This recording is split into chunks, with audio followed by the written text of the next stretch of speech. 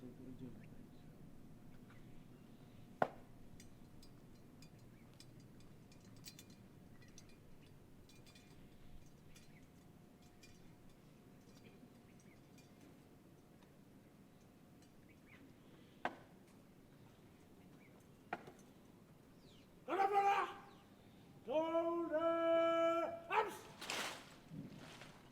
for adjournment. Presidential salute.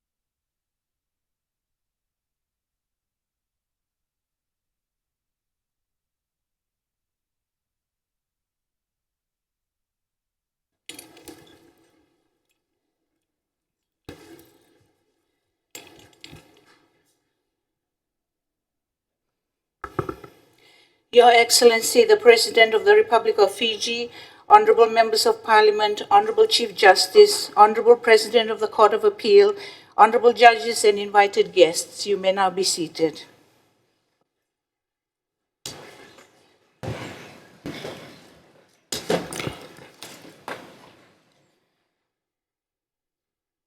Honorable Members of Parliament, Honorable Chief Justice, Honorable President of the Court of Appeal, Honorable Judges and invited guests, I now invite His Excellency the President to deliver his address.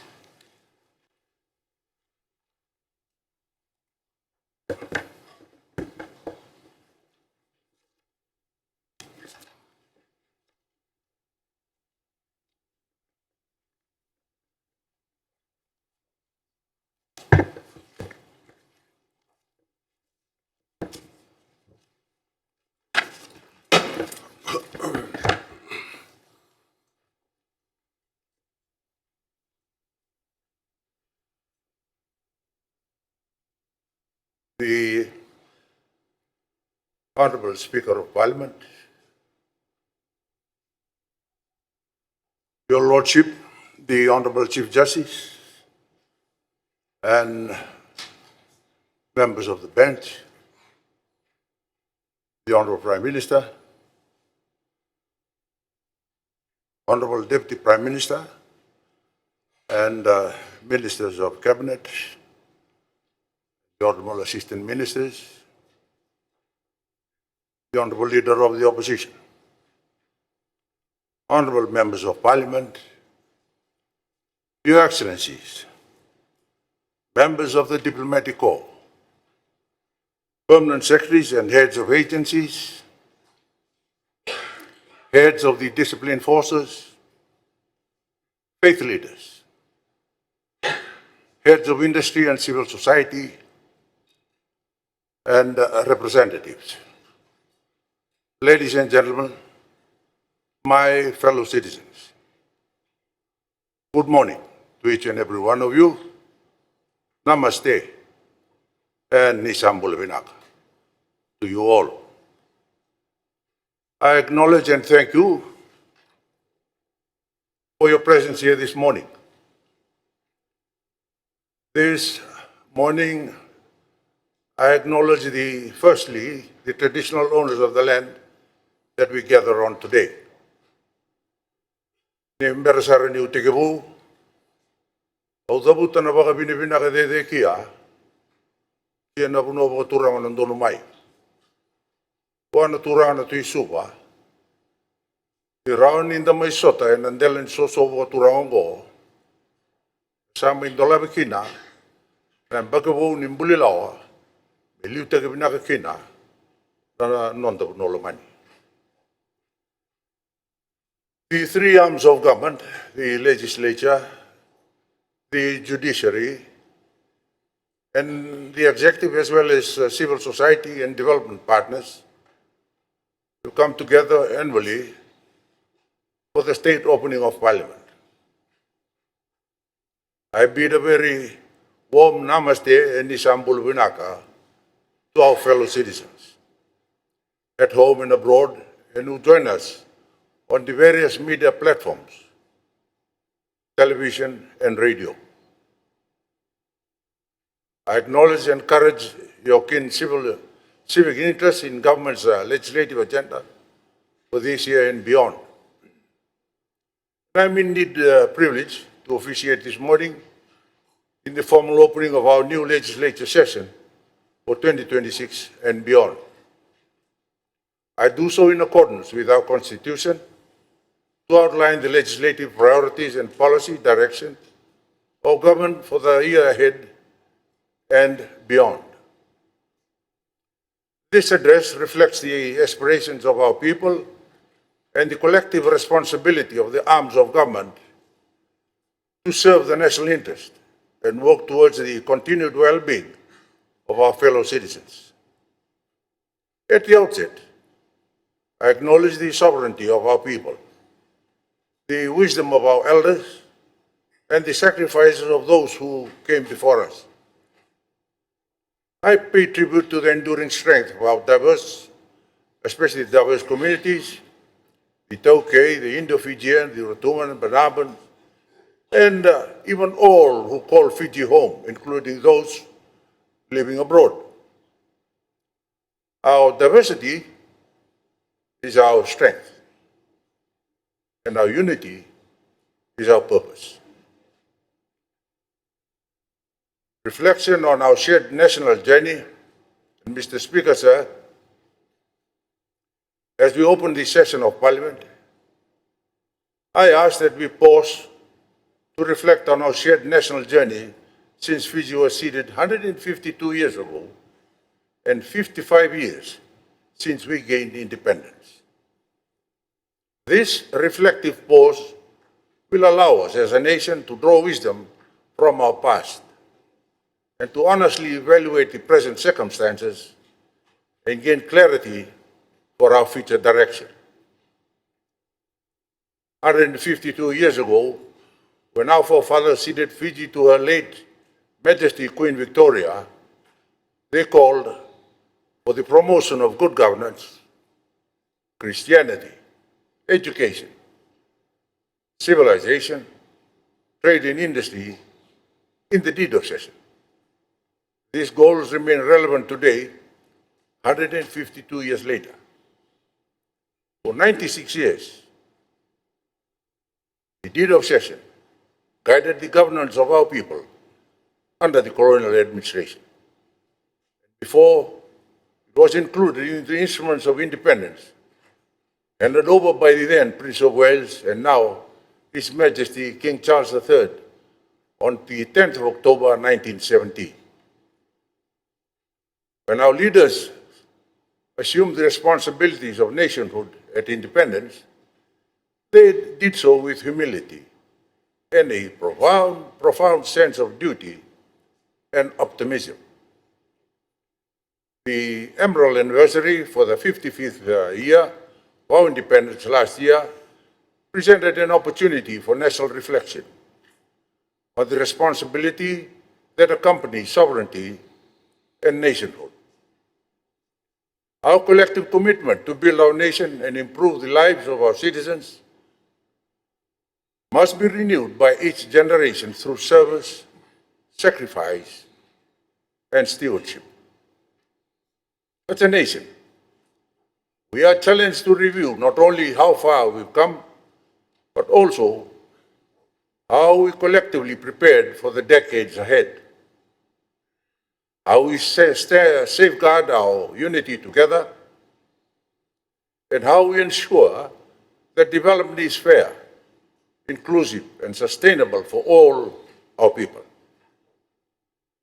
We aim for equilibrium to maintain a sense of balance that positions Fiji for the challenges that will come upon us. Our nation's journey through four successive constitutions reflects an ongoing search for fairness, equality, and stability. The journey has not always been smooth and underscores the fact that democracy must be actively sustained by dialogue, compromise, and respect for the rule of law. Each chapter, including moments of difficulty, has contributed to a deeper national maturity. Mr. Speaker, sir, nation building has long been progress through development. In the last 152 years in session, we have seen the expansion of education and health services and the growth of transport, energy, and communications infrastructure across the nation. These achievements do not belong to any one generation or even government, but to the collective effort of our people who have always been at the heart of this journey. Farmers, fishers, teachers, nurses, civil servants, faith leaders, entrepreneurs, artists, and athletes have all played their part. So too, those who have served Fiji beyond our shores through peacekeeping, service at international and regional level, and our diaspora communities carrying with them the value of our nation. Their contributions reminds us that nationhood is sustained as much as by character and service as it is by institutions. Mr. Speaker, sir, we have also learned through experience that progress cannot be measured by growth alone.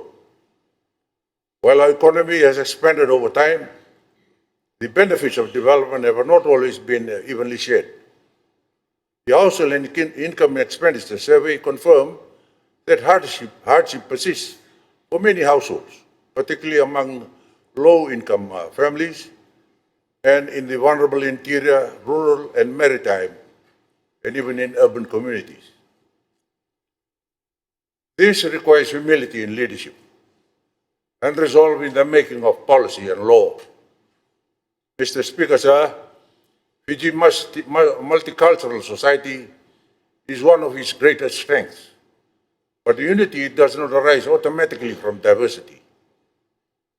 Unity must be consciously built through fair laws, inclusive policies, and respectful leadership, a shared commitment to the common good.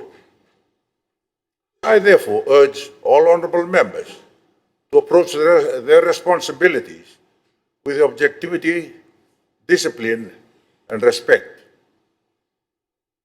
Media freedom and parliamentary debate is a lifeblood of democracy, but it must be grounded in evidence, with good reasons and practical solutions. Political rhetoric and personal attacks may generate momentary attention, but they erode public trust and distract from the real challenges facing our people. History will judge this Parliament not by the sharpness of its debate, but by the wisdom of its outcomes. As we move towards an election year, you, our leaders, carry an even greater responsibility. In a world marked by economic and environmental and geopolitical uncertainty, our citizens look to you, for their leaders, for stability and vision.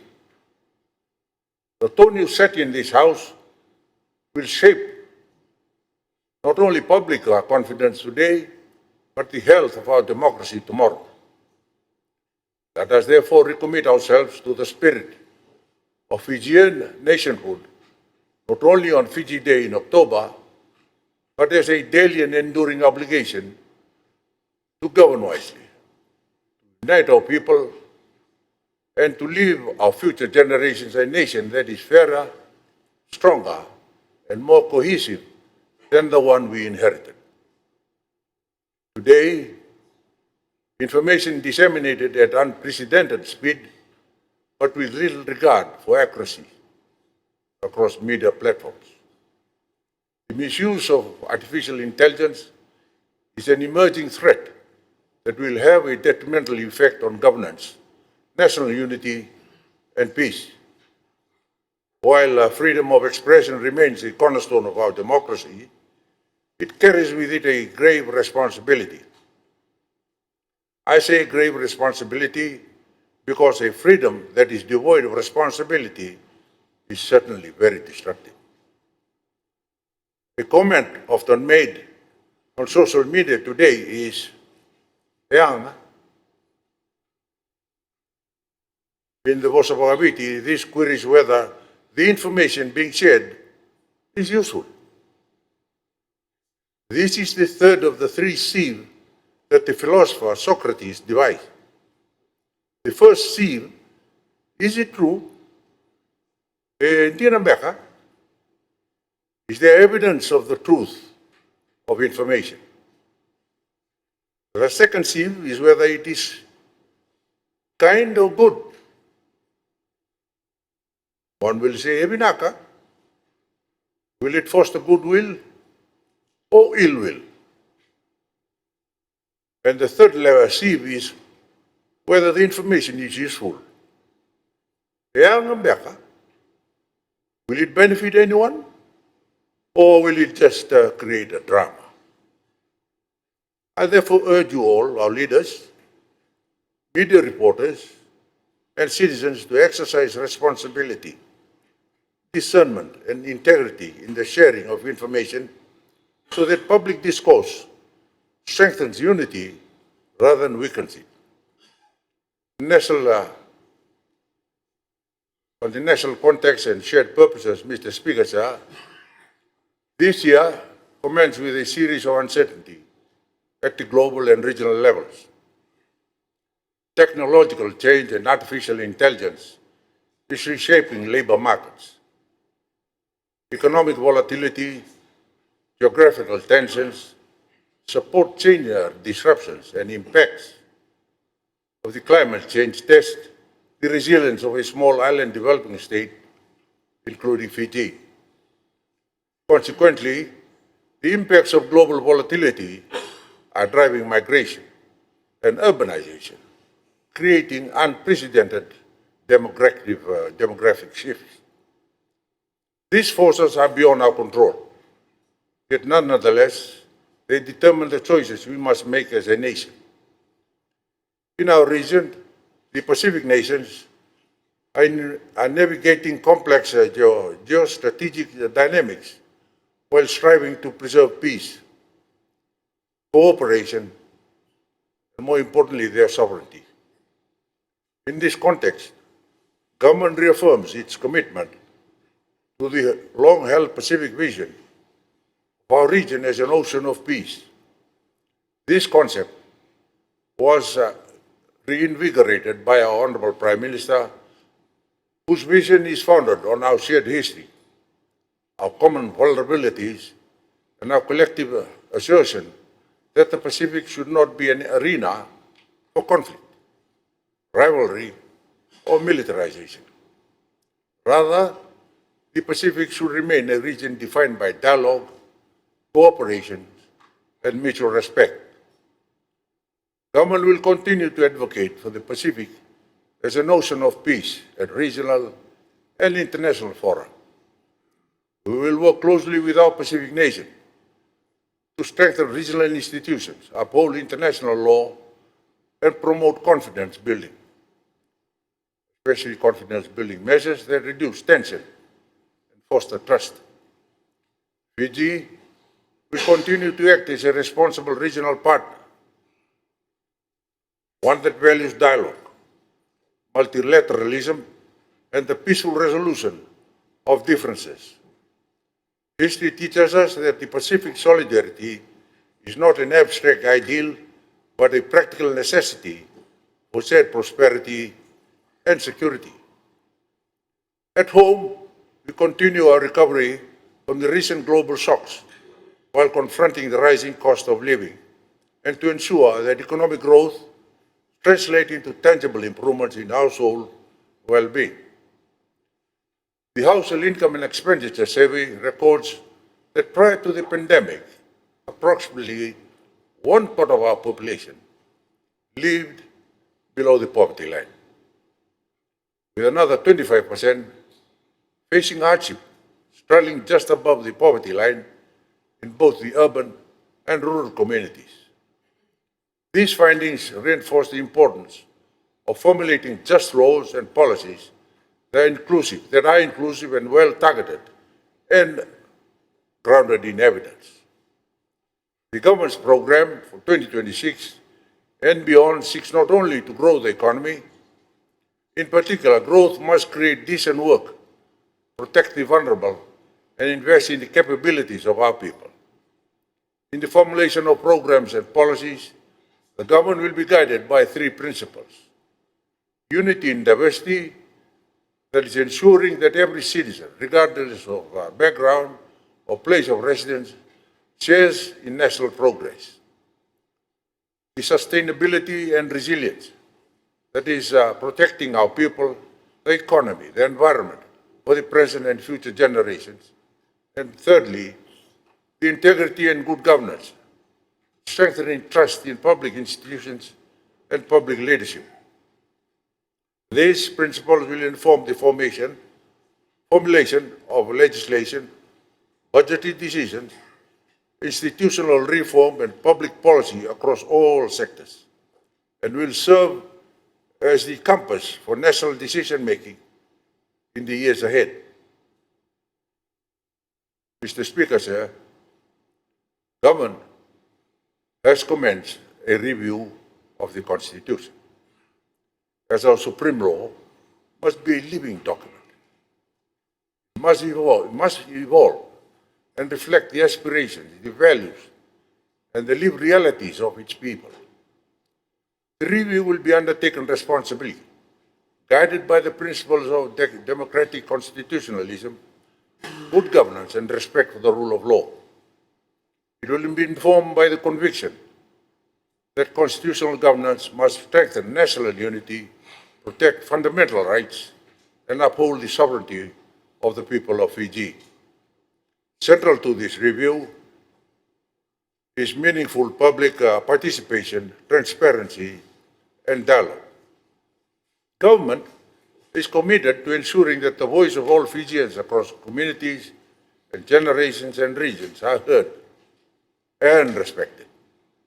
Through structured consultations, expert engagement, the review will work to build broad-based consensus and reinforce public confidence in the constitutional framework that underpins our democratic institutions. The Constitution Amendment Bill, like all other bills, will be made public and undergo an extensive consultation process with robust public debate and input before it is tabled to Cabinet and even Parliament. In advancing this process, government remains guided by the national interest and a shared determination to secure a constitutional order that supports peace, prosperity, unity for the present and future generations. Mr. Speaker, sir, our national progress is grounded not only in policy and institutions, but in shared values of faith, compassion, and especially with respect and service. As a multi-ethnic and multi-faith nation, Fiji draws strength from its diversity and its commitment to peaceful coexistence, dialogue, and mutual understanding. At this juncture, allow me to thank especially the faith leaders of our nation who have come together to work closely with the police and authorities to combat the spread of the illicit drugs in our nation. I also commend the Minister of Police, the Commissioner of Police, the Commander of the Republic of the Fiji Military Forces for their agreement to work together with faith leaders and community leaders in combating the scourge of illicit drugs that is fueling the expansion of HIV cases across the nation. I also pay tribute to our peacekeepers serving in the various missions around the globe today. Mr. Speaker, sir, for 48 years, our peacekeepers have flown our flag proudly across the world. This year, government will decide on the invitation for peacekeeping in Gaza and from the Israeli and United States government in inviting us. Fiji's global reputation in peacekeeping has enabled our nation to figuratively punch above its weight, and I am confident that our disciplined forces will rise to the challenge of a new mission. Mr. Speaker, sir, we must continue to nurture a national identity that honors tradition while embracing change. In this context, the Truth and Reconciliation Commission plays a vital role in promoting understanding, healing, and unity. Each mandate reflects our commitment to confronting challenging chapters of our history with honesty, courage, and compassion. For the process to succeed, it must be inclusive, transparent, and grounded in truth, supported by community engagement and public awareness to ensure all voices are heard. In this regard, may I encourage our national leaders, those of you here today, and those of you outside of this august chamber, today to participate in the Truth and Reconciliation Commission process. In particular, I encourage everyone who has lived through the turbulent events of 1987, 2000 and 2006, and that includes me, and the aftermath of what happened, to participate in this process. They may choose to tell their story publicly or in camera. Their participation will contribute to the Truth and Reconciliation process. The Commission's findings and recommendations should be approached with maturity, guiding practical measures that strengthen reconciliation, institutional learning, and lasting social cohesion. Building on this foundation, government will continue initiatives that foster unity, inclusivity, and mutual understanding across all communities.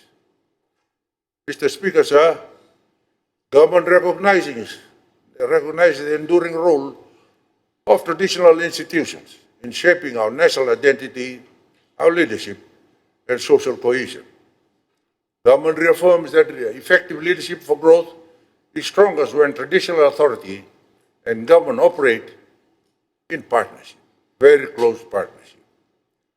Structured partnerships can help mobilize resources, labor, and local knowledge in ways that support investments, entrepreneurship, and employment, while ensuring tangible benefits for land-owning communities. To support inclusive development, government will advance an integrated review of the native land administration, the Tauke institutions, to ensure they remain fit for purpose in a modern Fiji. Informed by constitutional principles and contemporary development realities, this review will seek to remove structural constraints that are rooted in colonial-era arrangements to integrate the isolated parts. This will bring Itauke priorities and institutions to the mainstream of national development priorities. Beyond institutional reforms and reimagining, Fiji's future requires a deliberate shift in the national mindset. Integrated does not diminish identity. Rather, it harmonizes Fiji's diverse histories, institutions, and values in a shared national vision. Transformation must therefore be thoughtful, and that is based on the right side of history, and be factual, value-driven. That is, it should be guided by wisdom, empathy, and conscience. And clearly, should be clearly articulated in the policy and law. Mr. Speaker, sir, building on the partnerships between traditional leadership, modern governance, and economic development, government recognizes that our resources, the land, the sea, and the airspace, are Fiji's most enduring strategic assets. This is intrinsically tied to the autochthonous status of the Tauke people. Na umaningele, ke na umanikawa. Se na umangele, se na uvanua, ke na kawa. Wilikina na ngulingoli, ke na maliolala. The majority of land is collectively owned in the Vanua, and significant areas remain underutilized. There is a shared obligation to ensure that these resources are activated productively, sustainably, and in ways that honors custodianship, intergenerational equity, and promote long-term resilience. Government, therefore, calls upon the landowners and institutions and communities to act in unity, aligning resource use with practical and inclusive development priorities. Strategic engagements in sectors such as agriculture, tourism, renewable energy, housing, and the energy industries will be essential to generating livelihoods, strengthening food and energy security, and expanding economic opportunity. Progress will depend on the collaborations among landowners, government, and the private sector, and the government partners, grounded in transparency, trust, and and a shared long-term vision. The concept of Saindoko na Karikari captures the leadership required at this juncture. It calls for vision, responsibility and unity, rooted in traditional authority, yet responsive to contemporary realities. Traditional leaders must play a leading role in setting a clear and forward-looking direction, mobilizing communities, fostering innovation, and ensuring that land and the sea resources are utilized with purpose, while safeguarding culture and identity. Through principled leadership and strategic partnerships, Itaukei institutions must ensure that this opportunity is not delayed. When aligned with national priorities, land and resource use becomes the foundation for resilience, dignity, and shared prosperity. Therefore, development in the interior, rural and maritime areas must be brought into the mainstream of national development, especially in development planning and priority setting, rather than being sidelined to immensity as an afterthought, where the catalysts for development are compartmentalized and treated as a community projects, a constant since the colonial period. Mr. Speaker, sir, government will prioritize macroeconomic stability while advancing growth that creates decent jobs and raises living standards. This year, government will continue prudent fiscal management to reduce debt vulnerabilities and ensure revenue integrity and ensure value for money in public spending. To support these objectives, government will advance public finance and economic law reform, including the modernization of public finance management legislation, procurement regulations, and revenue administration laws to strengthen transparency, efficiency, and especially parliamentary oversight in the use of public resources.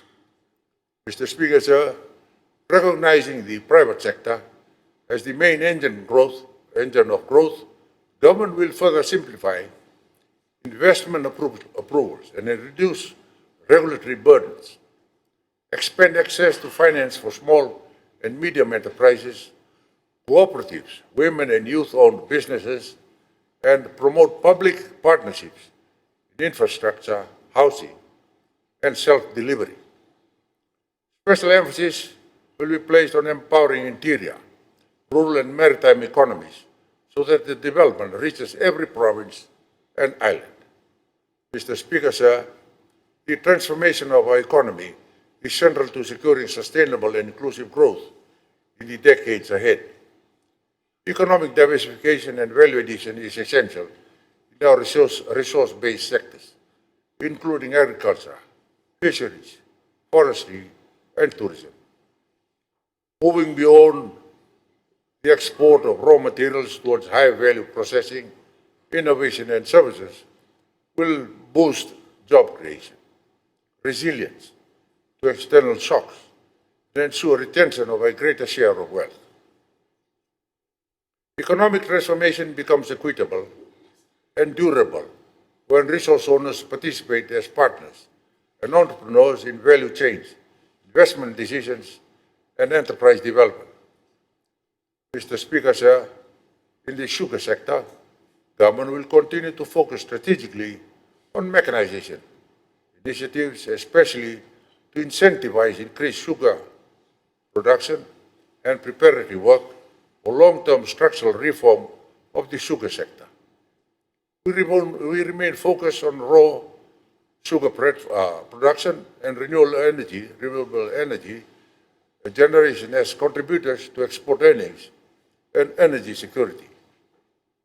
Government is exploring value-added diversification opportunities, including ethanol and refined sugar production, alongside plans for a new and state-of-the-art sugar mill.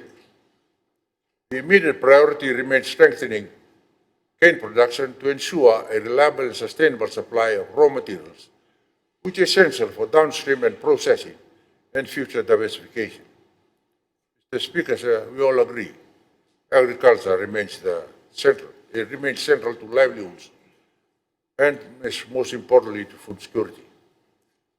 Government will continue to advance a resilient and sustainable non-sugar agricultural sector through the promotion of climate-smart farming practices, improved land and water management, and the adoption of innovative and adaptive technologies.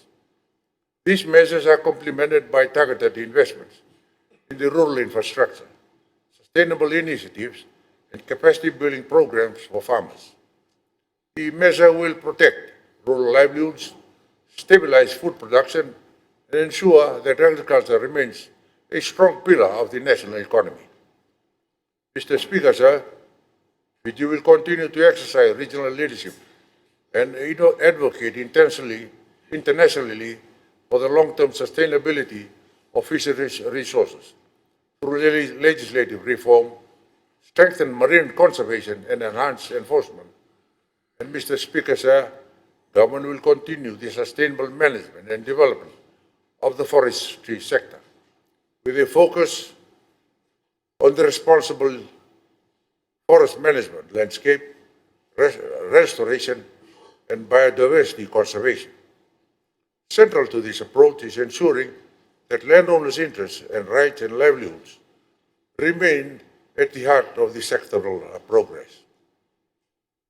Recent legislature reforms have modernized the forestry governance framework, strengthening sustainability standards, compliance mechanisms, and boost investor confidence. Value addition remains central to government's strategy, supporting innovation and expanding market access and creating high-value employment opportunities. Inclusive growth within the forestry sector will be promoted through targeted initiatives that expand opportunities for our women, youth, including participation in the nurseries, replanting programs, forest restorations, cottage industries, and value-adding enterprises. Mr. Speaker, sir, public enterprises are central to our economic infrastructure, delivering essential services and driving investment and supporting inclusive growth. Government will continue to focus on strengthening governance, performance, and accountability in the state-owned enterprises. These measures aim to ensure that the public enterprises deliver quality services, generate sustainable returns, and support socio-economic development for all Fijians. Government will advance strategic partnerships with the private sector and development partners to attract investments, promote innovation, and facilitate infrastructure development. Focus areas will include energy, water, transport, telecommunications, and commercial services, where improved enterprise performance can drive economic resilience, job creation, and enhance service delivery across urban and rural communities. Government is also working to revitalize Fiji's shipbuilding sector. A feasibility study for the establishment of a new shipbuilding facility is already underway. This will attract investment opportunities for shipbuilding and ship repair services and contribute to Fiji's progress as a maritime nation. It also boosts training and employment opportunities for our people. Mr. Speaker, sir, the tourism industry will continue to be a pillar of economic recovery and job creation. Despite global uncertainties, the sector performed better than expected in 2025, reaching visitor arrivals or probably reaching a record high of 986,367 visitors. Tourism development is being diversified beyond the traditional centers. Joint initiatives such as the Navuliku project, supported by the World Bank and other development partners, will boost infrastructure development, community-based enterprises, and inclusive growth. As part of the implementation of the Navuliku project, honorable members, I am pleased to confirm that even my Matangali has approved in principle the plans for the use of our land at Vunilangi for a new airport to serve the people of our second largest island in Honolulu. Government will continue working closely with the industry to grow tourism responsibility through the introduction of our first ever tourism legislation, the establishment of national standards, and the opening of our new destinations by Fiji Airways with diversified offering, ensuring long-term sustainability and shared benefits. Mr. Speaker, sir, through targeted policies, support infrastructure investment, skills development, and improve access to finance, government aims to foster a competitive manufacturing sector that supports small and medium enterprises, strengthens food security, and contributes to resilient economic growth. To enable this transformation, government will modernize commercial laws, including company and insolvency legislation, and secure the transactions frameworks to improve access to finance. Mr. Speaker, sir, government remains committed to advancing digital transformation as a foundation for inclusive, resilient, and sustainable growth. The agenda focuses on expanding digital access, strengthening communications infrastructure, and building the skills required for the full participation of Fijians in the digital economy. Ongoing reforms to modernize public services and regulatory systems are improving how citizens and businesses access government services. Mr. Speaker, sir, government will continue to play a central role in maintaining and upgrading the physical and operational foundations of Fiji's economy. The systematic maintenance, rehabilitation, and climate proofing of critical public infrastructure such as roads, bridges, ports, jetties, public buildings, and essential services are being prioritized. In the transport sector, government is advancing improvements across both road and the maritime networks to strengthen national connectivity and support inclusive growth. Mr. Speaker, sir, government is prioritizing the delivery of a high-quality, equitable, and relevant education system guided by the Denarau Declaration, the review of the Education Act, and the holistic review of our education system by the Education Commission.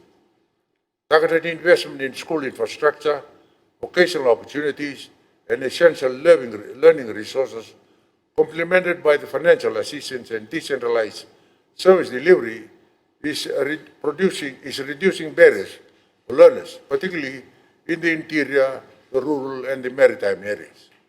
At the same time, legislative reforms and modernization of the legal framework will strengthen governance, accountability, and alignment with national skills needs across early childhood, primary and educational, and secondary vocational and tertiary education. Mr. Speaker, sir, government will continue to strengthen the health system through reforms that are people-centered and evidence-based. These efforts will be guided by a strong emphasis on prevention, primary health care system, and efficiency and equity, particularly for the interior and rural maritime and the vulnerable communities. The recent Health Transformation Summit brought together leaders and professionals and community representatives and development partners to chart a shared path forward. Summit outcomes will inform a new health strategic plan with a focus on prevention, primary healthcare systems, especially based on resilience and sustainable reform. Government will work to ensure that the health reforms translate into accessible, quality services and healthier lives for all Fijians. Legislative reform in the health sector will continue to ensure laws remain fit for purpose and responsive to serve evolving challenges. Mr. Speaker, sir, government will continue to strengthen social protection systems through its national commitment to gender equality, inclusion, and social protection. Empowering women to participate in economic and civic efforts is essential to family and community development, national prosperity, and inclusive growth. Support for vulnerable households, older persons, and persons with disabilities will continue to expand through social protection programs that promote dignity, security, and equal opportunity.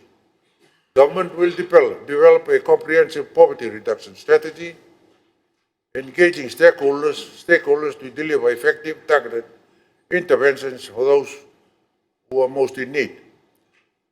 Child protection will continue to be strengthened through new legislation, dedicated support services, and comprehensive prevention strategies while enhancing care framework for our older persons.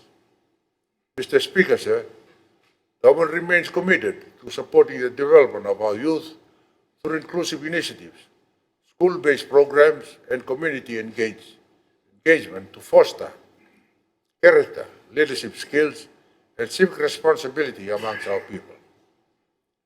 Mr. Speaker, sir, Government is committed to improving living standards and expanding access to secure, resilient, and well-planned housing across Fiji. Central to this commitment is the upgrading of informal settlements. To date, 48 development leases have been secured, 21 in the Western Division, 14 in the Northern Division, and 13 in the Central Division. 3 settlements have already been fully upgraded and formalized, offering long-term leases that allow families to invest confidently in their homes and neighborhoods. Access to home ownership is being expanded by government through support for the first-time buyers, innovative housing finance models from the Housing Authority, Public Rental Board, and the Fiji Development Bank. Thousands of families have already benefited, achieving secure and sustainable home ownership. Mr. Speaker, sir, climate change is the defining challenge of our time. Fiji will continue to remain a global leader in the climate advocacy while acting decisively at home. Government's key priorities include the securing accessible and predictable and grant-based climate finance, the scaling of support for adaptation, and the operationalizing loss and damage arrangements.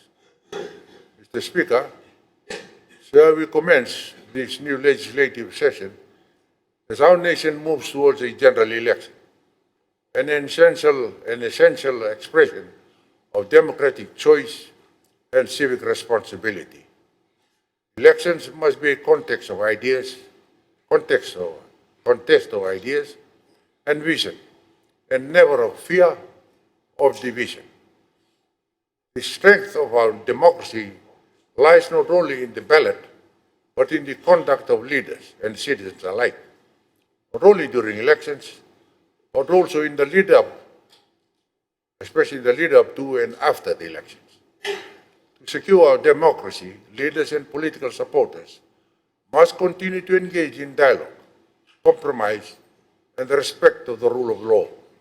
I therefore call upon all who seek public office and all who participate in public discourse, in particular supporters of political parties and candidates, to uphold the highest standards of integrity, restraint, and respect for our multicultural society.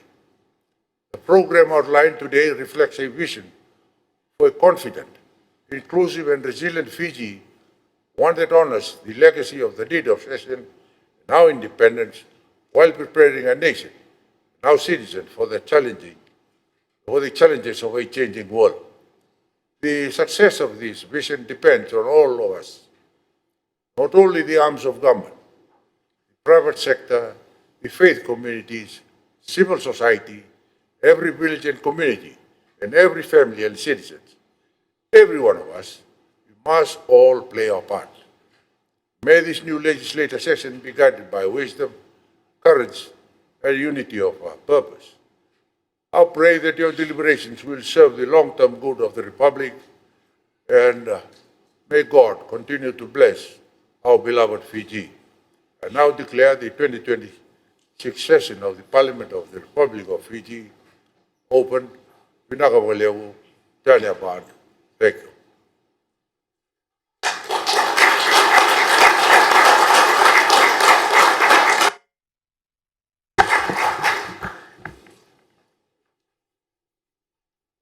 Honorable Members of Parliament, Honorable Chief Justice, Honorable President of the Court of Appeal, Honorable Judges and distinguished guests, His Excellency the President has addressed the Parliament.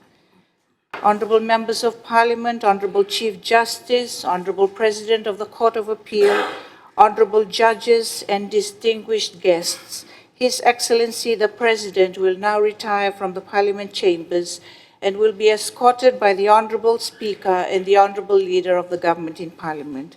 Please kindly rise as His Excellency retires from the Parliament chambers.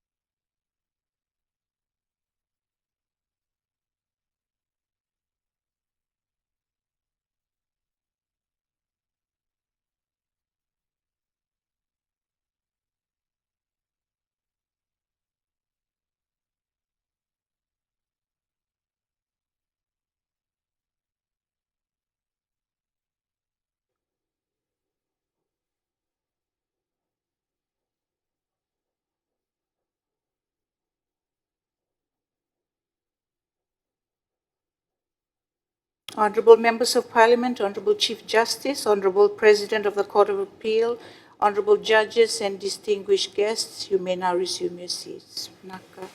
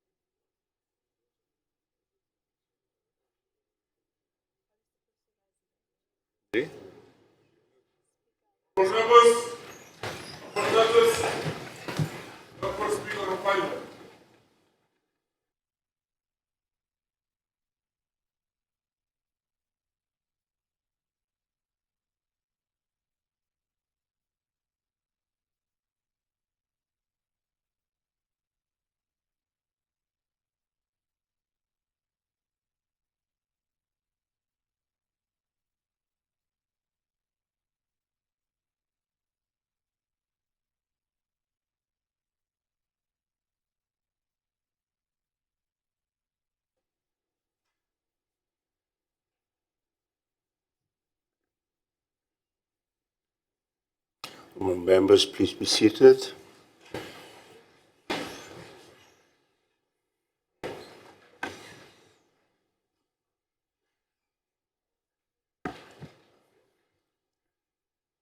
Honourable members of Parliament, the Honourable Chief Justice, the Honourable Judges, the President of the Court of Appeal, and members of the Fiji bench.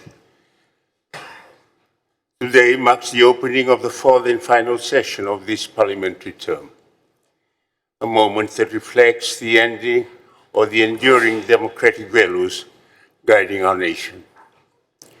I wish to express my sincere gratitude and respect to the Honourable Chief Justice, the Honourable President of the Court of Appeal, and the Honourable Judges.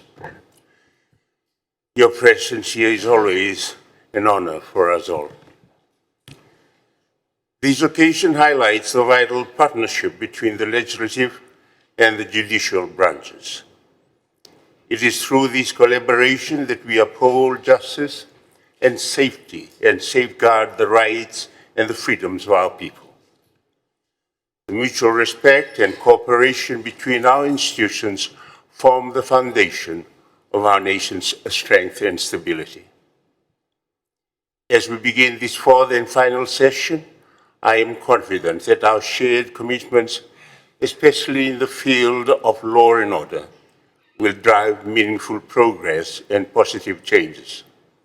Let us continue to work with unity and dedication, building on the spirit that has brought us here together today. I thank you. The Honourable Members of Parliament and invited guests, the Honourable Chief Justice and the members of the Fiji Judiciary will now retire from the parliamentary chambers. Please rise as they leave the chambers.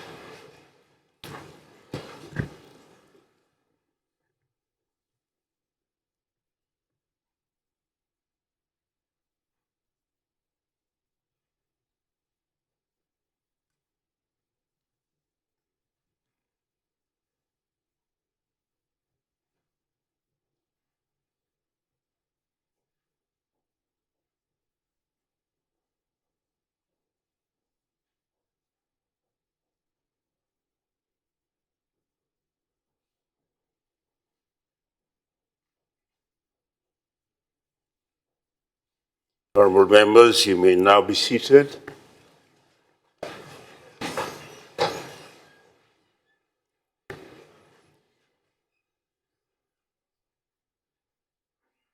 Secretary General. Adjournment. I now call on the Leader of Government in Parliament, the Honourable Rofilipe Tuisavau, to move his motion. Mr. Speaker, I move that Parliament adjourns until Monday, 9th March 2026 at 9:30 a.m.